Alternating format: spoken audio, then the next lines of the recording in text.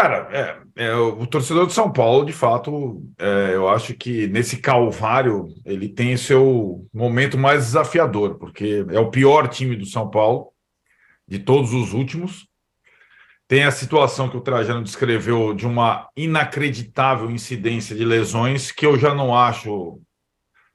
Eu não acredito nessas Incidência? coisas de, né, sapo enterrado, né, mal olhado. Eu já vejo alguma relação com método de trabalho, né?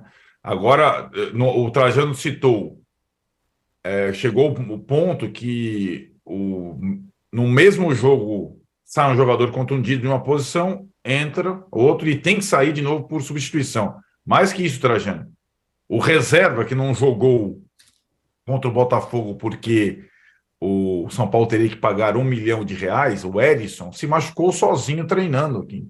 Então, o São Paulo, de uma tacada só, perdeu três atacantes rapidamente. Já não pode ser só coincidência, né, Tironi? A questão da recuperação, do tipo de jogo, da questão de sempre estar correndo atrás, de sempre estar jogando. E acho que o que mais me surpreendeu no São Paulo contra o Botafogo, na primeira partida, é a desconexão da realidade. Porque essa questão que apavora o torcedor do São Paulo, a possibilidade de ser rebaixado pela primeira vez no Campeonato Brasileiro, é uma situação que a direção e o Rogério Ceni se recusam a assumir, né? E aí eu vejo a grande diferença entre São Paulo e Botafogo. O Botafogo, eu acho que ele não vai surpreender, porque o Botafogo sabe exatamente o que ele tem que fazer no Campeonato Brasileiro para não correr riscos. O Luiz Castro, que muitas vezes é criticado e tal, ele venceu três confrontos contra o São Paulo do Rogério Ceni, atuando da mesma forma. Dois deles no Newton Santos. São Paulo, me ataque, a bola é de vocês, eu vou jogar num erro, no contra-ataque e na bola aérea. Porque, não vou tomar controle do jogo. Que controle do jogo? Pode dar o controle. Porque ele sabe que o Rogério Ceni vai jogar com o São Paulo, com a escalação que ele tiver, da forma lá propositiva, aberta, tentando ganhar de qualquer forma.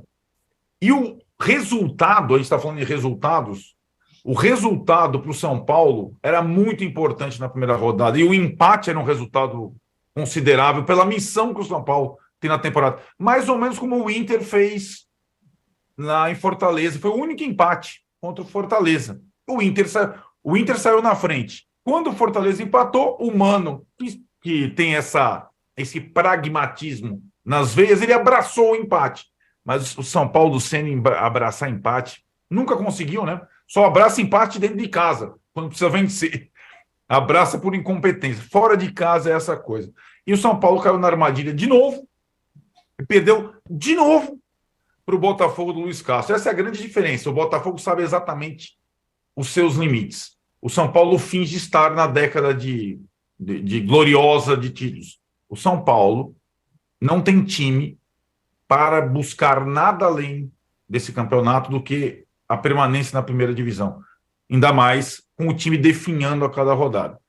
Enquanto a direção e o Rogério não acordarem para isso, o torcedor do São Paulo vai ficar mais esperado, não tem norte. E tem uma outra situação, diferentemente de outros times, e aí a grande diferença para o Vasco, que eu acho que o Vasco vai surpreender, é a minha opinião da enquete, para você também, né, tirando pelo que eu entendi, porque o Vasco é o único time dos 20 que disputa o campeonato que só tem uma frente, só tem o brasileiro. Ele vai jogar uma partida por semana. Lesão, preparação, desgaste, ele não vai ter. E ele já largou com uma vitória fundamental fora. Esses 3 pontos valem ouro. Pouca gente vai conseguir 3 pontos do Atlético no Mineirão. E o Vasco conseguiu.